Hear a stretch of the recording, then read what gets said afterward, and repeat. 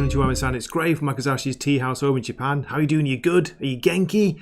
Just got one recommendation from last week. You might have missed this. I recommend picking it up. Bug Wars, issue 1. It's from Image Comics, written by Jason Aaron, art by Mahmoud Asrar, and really good art in this, by the way. Really, really good. It's a kind of fairy tale fantasy story of a normal life and then a bug life as well, a bug's world where you've got characters who are fighting, riding on top of ants and beetles, spiders and stuff, yeah. Just something different and pretty cool. It says it's the first adventure in a sprawling new dark fantasy, but I guess that will depend on, how well it does, how long it will last. But yeah, this surprised me. I wasn't expecting to enjoy it, but very, very good. My picks for Wednesday, February 19th, 2025 start with DC. I've got 5 from DC, beginning with Nightwing, issue 123, written by Dan Watters, art by Dexter Soy. Check out this cover by Dexter Soy. I don't know about you, but I've got really big Green Goblin vibes from it. Still enjoying this story. It's $4.99, 32 pages. Next up is Batman Superman World's Finest, issue 36. Mark Waid writing, artist is Adrian Gutierrez. This is $3.99 for DC, so pretty good. I like the cover, Night of the Floronic Man. It says we've got Superman and Batman teaming up with Aquaman and Swamp Thing. What's the Floronic Man doing in here? Gotta say, it's nice to see this has reached 36 issues. We have New Gods issue 3 from Ram V and Riccardo Federici. Also Evan or Evan Cagle, $3.99. I'm enjoying this series so far. I know it's only been 2 issues, but I like the cosmic scope. Good to see Mr. Miracle and a really big-thighed Big Barda with the baby in here. Let's see if Ram V can actually write a compelling story and not get lost in the poetry, if you know what I mean. How dare you! Another current favourite of mine, Batman and Robin Year 1 issue 5 comes out, written by Mark Waid with art by Chris Samney. Yes, of course it is. Chris Samney, I love his art, very stylistic. $3.99 for this. Home Alone in Wayne Manor, it says here. Apparently Bruce is off on a mission and Dick is left stuck at Wayne Manor. What's a boy wonder to do when no one's watching? We've got Clayface on the cover here. I wonder if he will appear. And my final pick is a bit of a wild card. It's more out of curiosity, but it is Zatanna issue 1, written and drawn by Jamal Campbell. This is $3.99, 32 pages. It says it's all in. I don't know if it's limited series. I guess it might be. So the Mistress of Magic is back on tour. She's got her stage crew back together and is looking forward to a new, less chaotic chapter of life. However, her plans are disrupted, aren't they always, folks, before they even begin, when her stage crew is abducted by a ghostly new adversary, the Lady White. I saw some of the preview art for this. It's Jamal Campbell. I normally like his style. I don't know if it fits this, but we'll have to see. It had a kind of very fairy tale look to it. I also have 5 picks from Marvel, beginning with, I know, don't kill me, Amazing Spider-Man issue 68, mostly for this awesome cover by Patrick Gleason. But yeah, I've had enough of this story. It's absolutely meaningless to me. Sick of seeing Peter portrayed as a complete and utter doofus who just doesn't care, he's given up. Hey, why don't we all give up on Spider-Man? On that note, would you please let me know in the comments if you are still buying or reading this? If you're still just buying it and not reading it, I'd love to hear how many people are actually, reading this regularly. For me, it needs a whole new creative team, a whole new editing team, hint, and yeah, just a fresh new start. Maybe take a break for a while. But you know what? It's Marvel. They'll never do that. They've got 3 issues out this month. 3 just this month. It's ridiculous.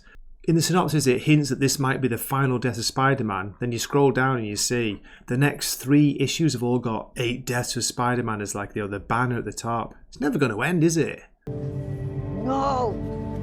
Next up, Ultimate Wolverine issue 2, written by Chris Condon, art by Alessandro Cappuccio, $4.99 for this. I don't know, I heard kind of mixed reviews about the first issue. I thought it was okay. It was intriguing enough to carry on, but we'll have to see. We've got Colossus, Omega Red and Magic in here, it says. They're going to put Ultimate Wolverine to the test. Give it at least 3 issues, we'll see how it goes. Now this might surprise people because I did say I dropped this, and I dropped it around issue 10, but I dived back in last issue out of curiosity and I thought it was a pretty good issue. So I've always liked Daredevil. I can't seem to leave him alone. I can't seem to quit him, if you know what I mean. So I'll be picking this up, Daredevil 18. Not a big fan of Saladin Ahmed, the writer, but we'll see. We'll see how he pans out this story. Do you know, it does say here, Introductory Rights Part 18, so it's like one ongoing storyline. What's he doing? Is he trying to do a Ram V? Is he Ram V-ing it? And for a cover that really caught my eye, The Incredible Hulk issue 22, written by Phil Kennedy Johnson, art by Nick Klein. Another reason I'm picking this up, and also one of my YouTube buddies, Dwayne Muth, is, he's still reading this, he recommends it, so I want to get back into the Hulk. $3.99 for this, Legacy issue 803. Wow. It says it's the start of a new story arc, The Skin of Charlie Tidwell, Part 1. I hope Hulk's in it, that's all I want to say. And my final pick from Marvel is another let's see what this is like kind of issue. It's Weapon X-Men issue 1. $4.99, 32 pages. Great Alex Ross cover. It says here, written by Joe Casey. Pencils Chris Cross. Inks Mark Morales. I want to give it a shot because it's a new number 1 and I like Deadpool, Wolverine, Cable on the cover. So yeah, hopefully it's all action. Moving on to Image, and we have G.I. Joe issue 4, written by Joshua Williamson, art by Tom Riley. This is $3.99, 32 pages. Cobra and the Joes are in a deadly contest to retrieve Cybertronian tech first. Meanwhile, a Joe learns Cobra Commander's secrets the hard way. Been a lot of fun this, I'm still enjoying it, so yeah, I'm still reading. Also from Image, we have the Power Fantasy issue 6 from Kieran Gillen and artist Casper Wingard. $3.99, 32 pages. It says here, we're back and the doomsday clock is still ticking. So it appears that there was no issue since December. So yeah, they had a month off. Are you reading this, by the way? Do let me know in the comments.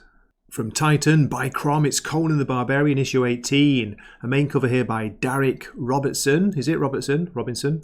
Yeah, Derek Robertson. But I've got to say, I do like this Roberto de la Torre variant. Conan and Belit. They're in their prime enjoying a life of decadence and debauchery. I like the sound of that. But a flagrant flash of wealth brings unwelcome attention from thieves with a taste of danger and agents from Stygia on a dark mission for their serpent god. From Dynamite we have Space Ghost issue 10. This was recommended to me and I'm caught up now and I'm really enjoying it. Written by David Pipos, art by Jonathan Lau. $4.99, 32 pages. Space Ghost doesn't kill, it says here in quotes. A dark and shocking figure from the future emerges, presenting a new yet disturbingly familiar threat to the team. And a big recommend from me here from Mad Cave Studios, we have Prairie Gods issue 5. Writer-artist Shane Connery-Volk is doing this. These do work as like one-off issue stories, but there is a kind of, underlying theme that's running through it. But yeah, just good kind of Twilight Zone-y, Outer Limits, bit of horror, a bit of sci-fi, single issue stories. Definitely worth a look, and he's got a very unique art style, as you can see on this cover here. From Titan Books, we have this new hard case crime miniseries, The Loose End issue 1. It says it's an homage to classic 90s crime drama movies. $3.99 for this, written by Dave Dwanch, art by Travis Himmel, not sure. In the vein of movies such as Desperado, Swingers, Heat and Reservoir Dogs. Let's see if it's any good. And my final pick is another Mad Cave Studios release, Hour of the Wolf issue 4. It's the finale, really enjoyed this. Mark London is the writer, art by Danilo Beyruth. $4.99, just a good kind of dark, weird horror story. Done in 4 issues, it's there, the whole story will be here. If you're looking for something different, maybe, give it a chance. Any questions? Yes, Shaggy? Like you wouldn't happen to have a bat cookie on you, would you? Yes, as a matter of fact, I do.